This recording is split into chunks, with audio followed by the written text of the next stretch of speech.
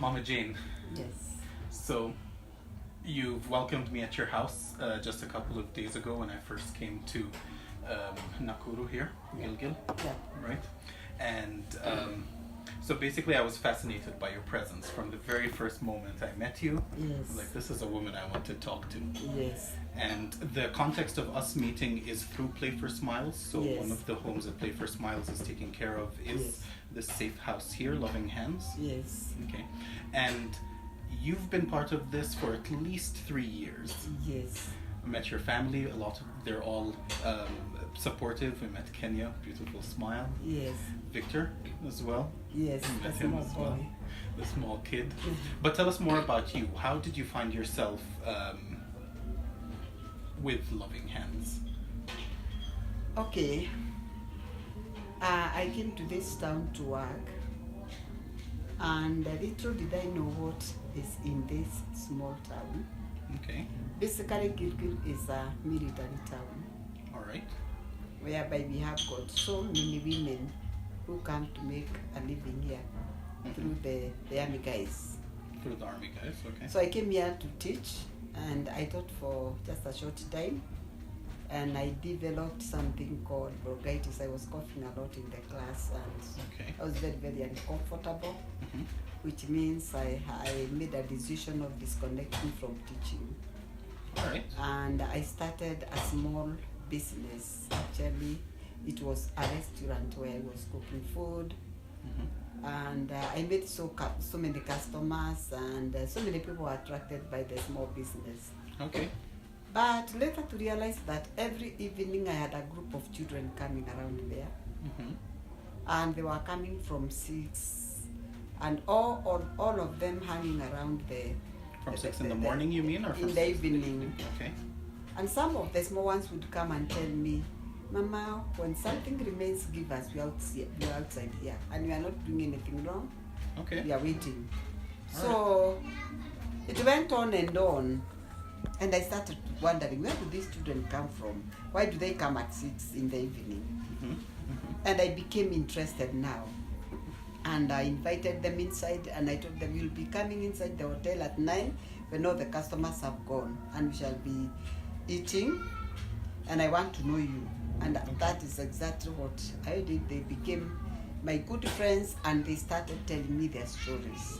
Okay. And this And- was here at the Loving, was it Loving Hands No, at no, the no, time? no, just Okay. very near the Loving Hand. In Okay. fact, just the neighboring, the front part of this where I am now. Okay. And what was very, very strange is I told them I want to go to see their mothers. And this is where we came, where we have the Loving Hand. Okay. This is exactly where we came. And I met so many women, very young women, and they were all in prostitution. Okay. So when their customers came at 6, the children were told to go out. And some of the customers would stay up to midnight. So this child has to Find something else find to do. something to do. Okay. And some of them would not even come back home. And I started talking to those girls, actually. And I was coming twice a week, but the feeding program took off, and I started feeding those children. There were around 25 of them. Okay. And everybody knew that there was a feeding program, therefore.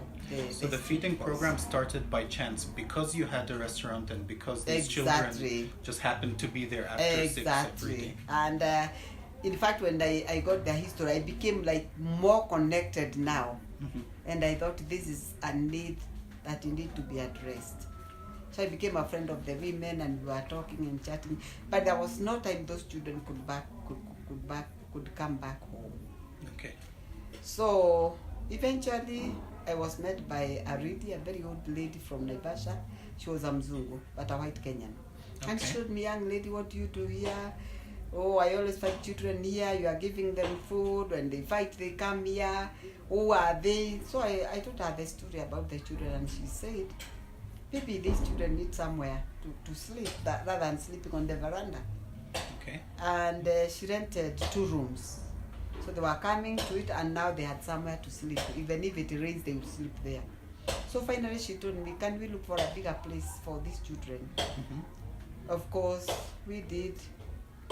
But what again changed? Immediately we had established a 2-roomed house. Okay. What was brought is 2 abandoned children who are very, very tiny, hours old. Hours old, infants. Yeah. Okay. And actually they came looking. There's a mother here who feeds the 2 boys. We want to give her this child because we don't know the owner of the child. So that was day one. And actually, day one. And the boy is still there. He's a big boy now. Bless him. Which one is it? He's not here. Okay. He's not here. I'm just going on with my story. Okay. And so we started now again taking the orphans, not the street boys. So that was double work. In the evening, I'm feeding the boys. And during the day, we have 2 small children up there. It's just outside the town. Okay. And we employed a lady. So it went on and it became a home, which was called Saidia. Saidia is help. Saidia, yes. Help, yeah. Yes, help. And because this lady was very old, she was wondering how the home would continue. I'm busy with my hotel, with the street boys. And she had to approach different groups. But lucky enough, she got a group called Canadian Christian Child Aid.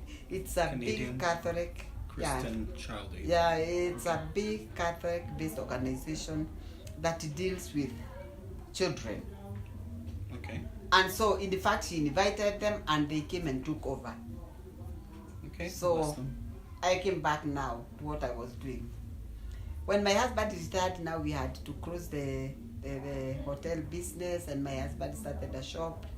Okay. Of course, he needed also to work, but he could not move a lot, and he started an M-Pesa place. Okay. That is now when I started thinking about starting this project. And the reason why I was in touch with the children infected by HIV and AIDS is after I had lost a child. In that project that I'm telling you, we were brought a child who had HIV and AIDS.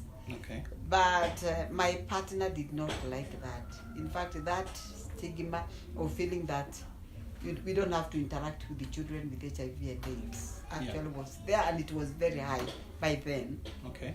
And so she requested me to take the boy either back to the relatives. He was an orphan, and I took the boy with pain. And later the boy died, and we went for the burial, and it left me with some questions. Then, if this boy has died, how many more are dying? There should be many. And I went to the office, to the children's office, and I told them I want to start a home for any child who is infected and living with the virus, but an orphan. Okay. And they said that is what we are looking for. That is what we want. So I went and shared with my husband, my children. They thought that I was getting into something very, very difficult. But inside me, deep down, inside my heart, I was not feeling that difficult. But I could see, making a child who is not in pain. That is what I could see. And bless you, of course, Maggie, I had met Maggie earlier, and apart from her wonderful talents in art and everything, she has also gone on recently. She's 20 today? 20 years old. Yeah. She's recently been employed as a champion, part of a project where she tells her story and helps support other people to stick to their medications. And give them hope that there is an ability to carry out normal relationships, to integrate into the community, to really help fight this HIV stigma that still exists. Funny enough, it's 2018. It's a little bit better than perhaps when I was starting. When you started, but it still exists. Yeah, in fact, it is still existing, and according to the statistics now, in fact, it is sometimes it's down, sometimes it's going up.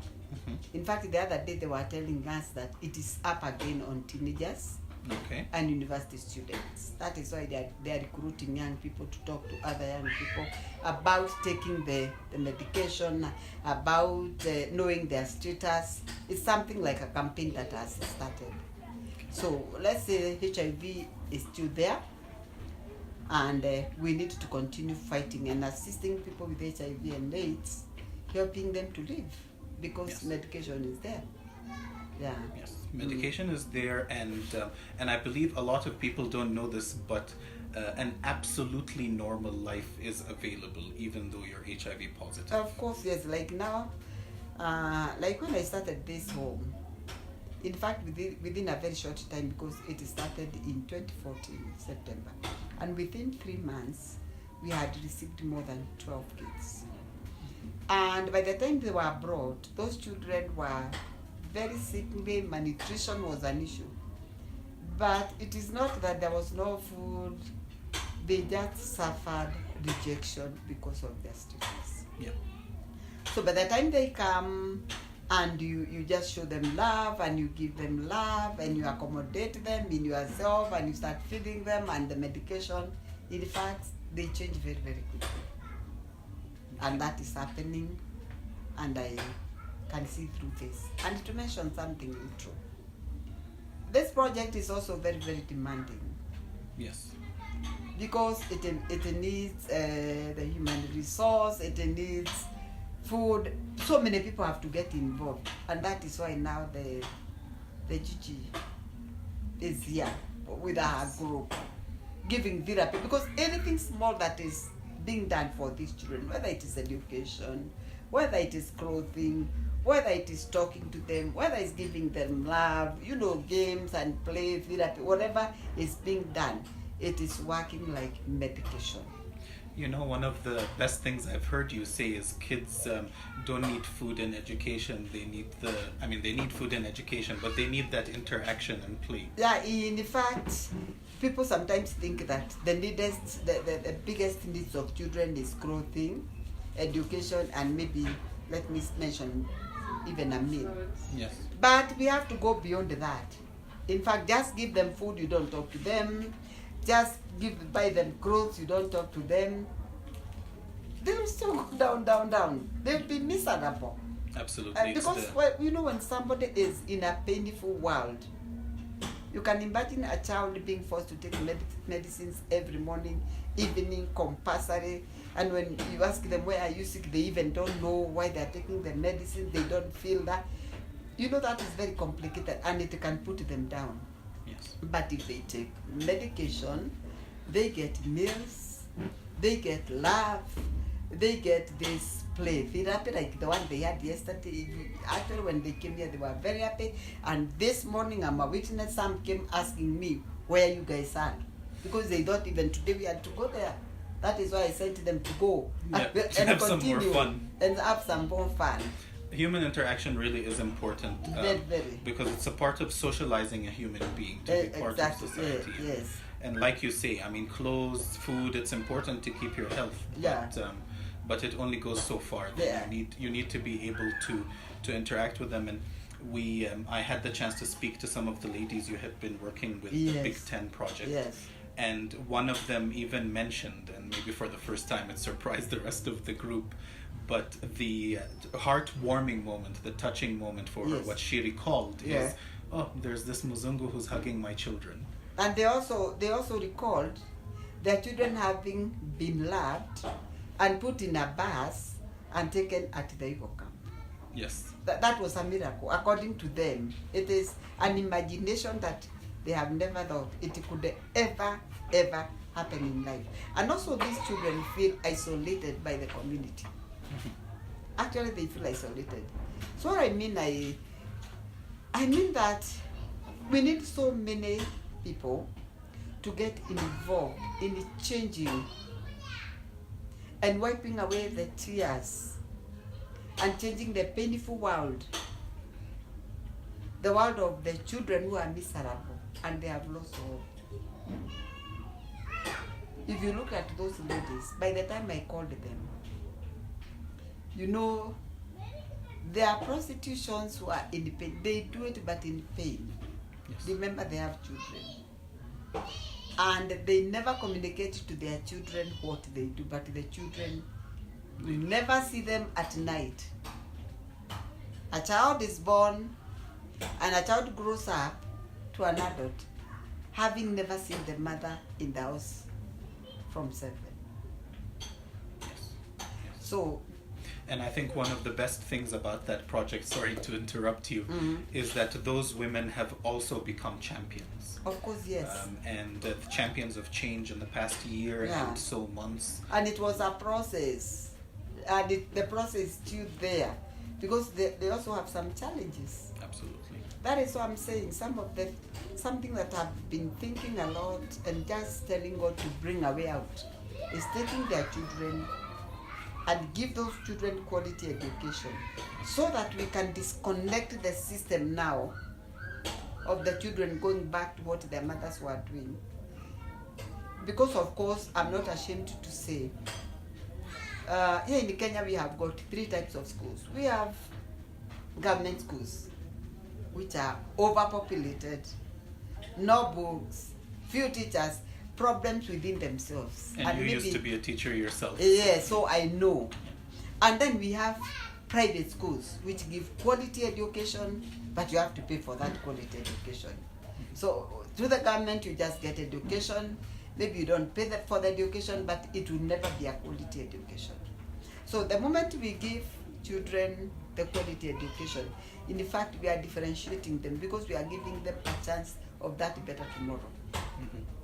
Because those children would never come back now to where they were. Yes, and that is the hope, and that is the plan, and that is the strategy. Exactly. That is there. So tell us more about Loving Hands, though. So you've been running this place 3-4 years now? 4 years. 4 years now.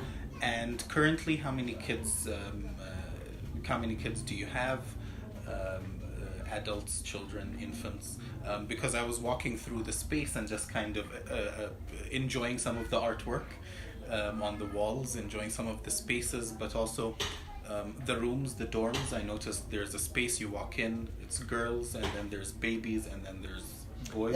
Okay, Loving Hands was started by me. Mm-hmm. And as I have said, I love children. I'm a woman of change, and I'm a children rescuer, because children are the future of this country. And when I started this project, it started very small, in a renting building. Mm-hmm. Actually, not this place. We were in another one big hall. It was the dining, it was the sitting room, it was everything. All in one. All in one. That is why we started, and we stayed there for 5 months. And then later we came to this place. And so far we have got 38 kids. And the other times we go up to 41, 42. Because when I started the project, in fact, I just saw a child who has been infected by HIV and AIDS. Later to realize that we had also many children who get HIV and AIDS through sexual abuse. Yes. So every time there is a child abuse or molestation on both girl, boy, child, actually this is their referral. They are referred here for 3 things. Number 1, they are referred here for their security.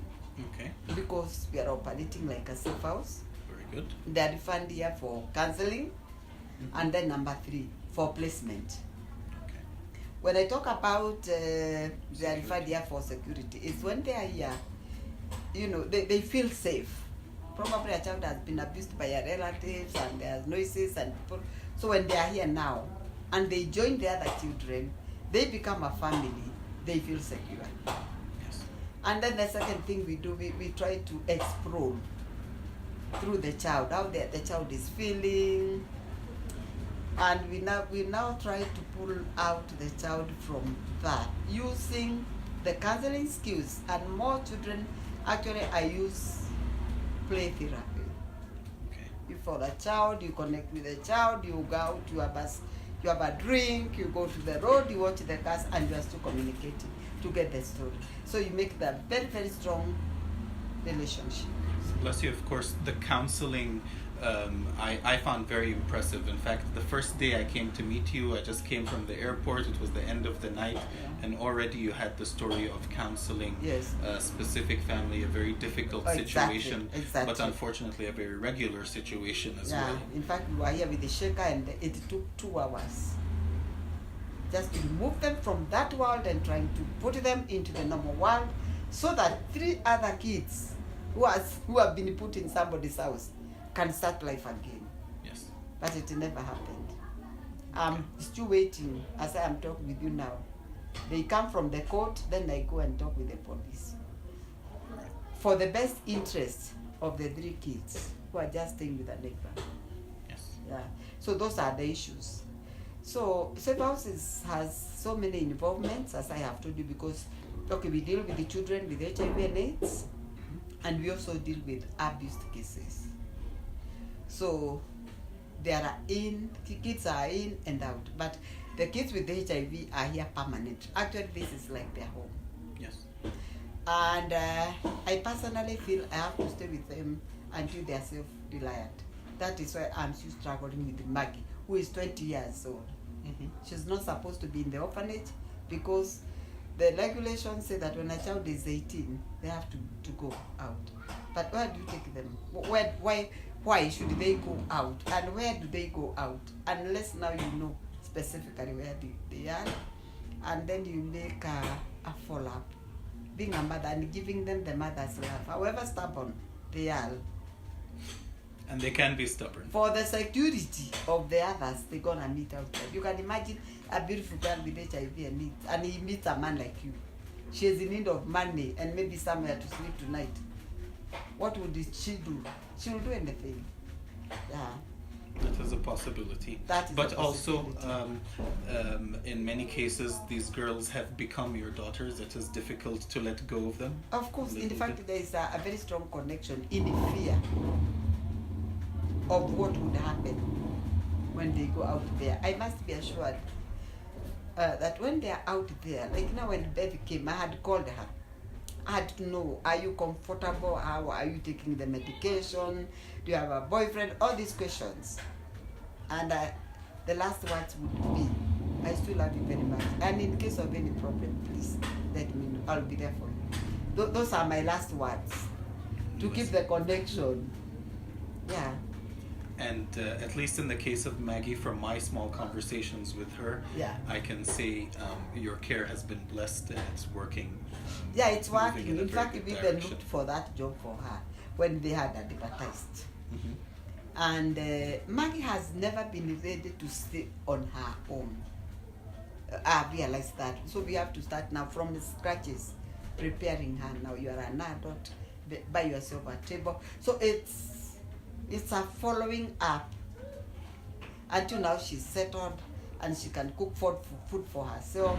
She can go and buy clothes for herself. She can working on savings and exactly. Financial issues. Yeah, because they also suffer a very, very high psychological poverty within them. They think that they have nothing. Yeah, even when they have something. So actually, it's a process, very demanding.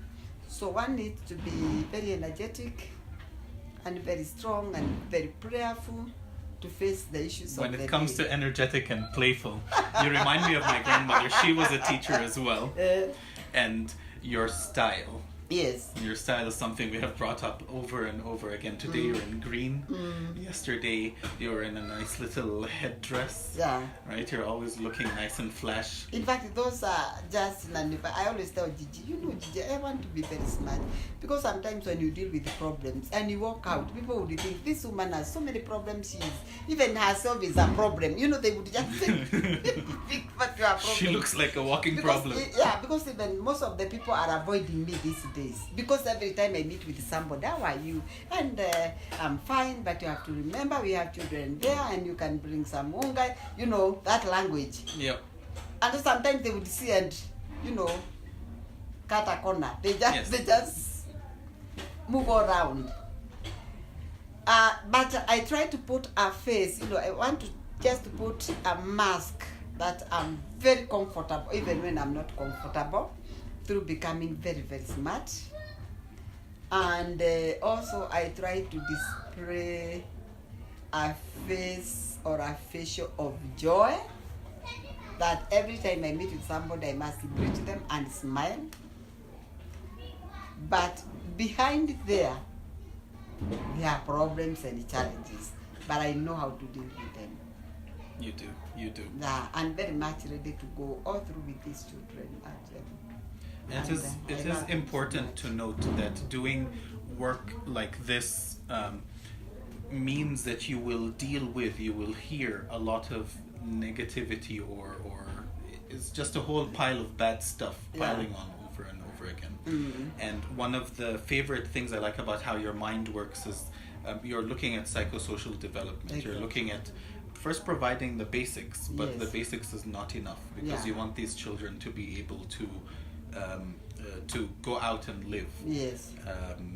And in fact, there's a board outside. Just as you're turning in, we keep these kids alive, mm-hmm. and I believe you even teach these kids how to live.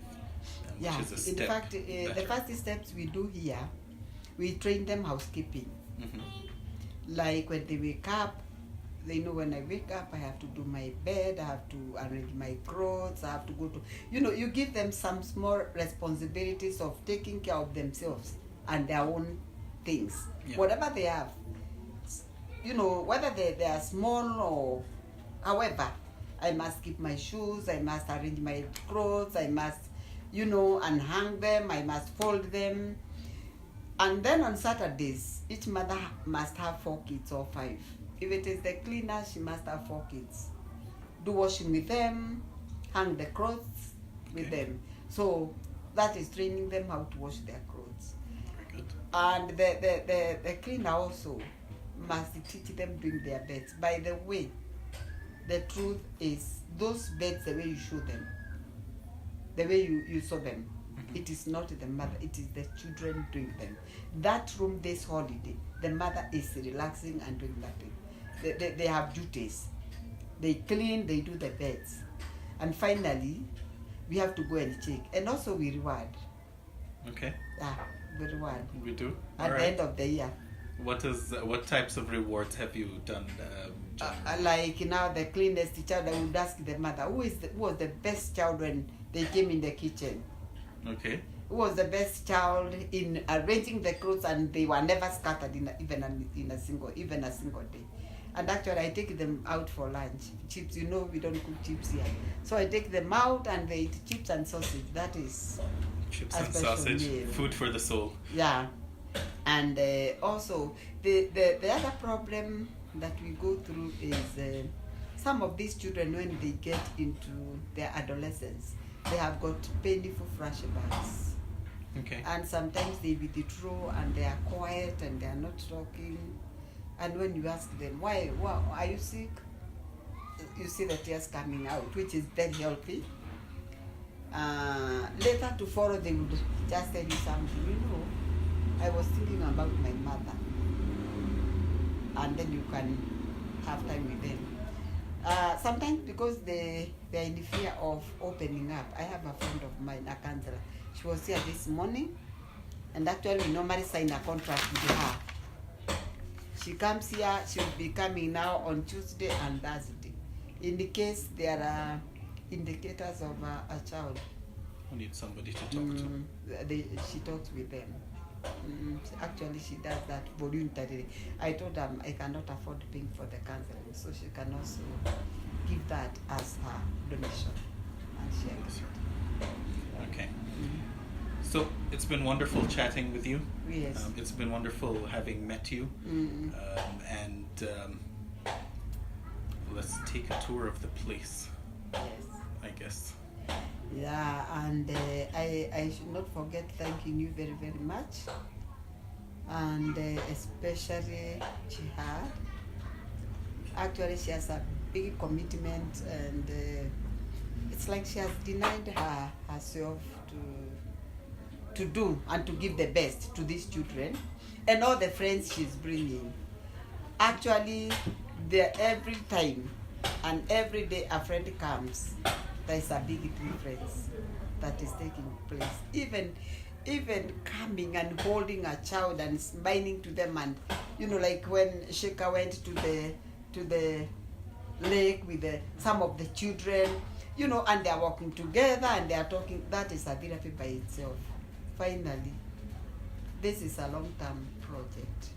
And I can speak for myself. I can say it's also therapy for being there. It was you know, I've never seen any of the stuff that I've seen, whether it's the eagle points and the scenery or spending time with the kids themselves, because they're little blessings of joy and happiness. It's very easy to get a laugh, and that laugh rings for days in your mind. Right, this is a long-term project, and every time somebody comes here, I normally tell them, go and become a voice of life. Go and become a voice of helping this child to face their better tomorrow. A voice of a smile, as she calls her project. And the building we are in, actually we are renting. Yes. And it is still very small to accommodate more than what we have now. Okay. So every time you go, remember to pray. As you kneel down 5 times, and do you kneel 5 times in a day? Yes, I do. Yeah, remember to tell God to provide a shelter for these children. Whatever it is, I don't know. We would like to buy this place in the future, and then we can put storage buildings. That is also something that is a prayer. But for now, I don't think about storage buildings or what. For now, there are major issues or basic needs, you know, food, clothing, or education. You had mentioned you have 5 kids who are not in school yet. Exactly. Okay, that's out of a 41. Yes, like now we have 5 kids. They are not in school. They were brought recently. They have HIV and AIDS. They were referred here. We had to deal with their nutrition, because every time a new child is brought here, actually nutrition is very, very bad. Some cannot even concentrate or walk to school. Okay. So we keep them here first. We prepare them now for starting education, and also making them become part of the family. Otherwise, it's good, it is well. And I thank God for you guys. And we shall change the world. Definitely we have to do that. We are not living forever. We definitely but we thank must God leave the for world you. Changed. And God people bless like you.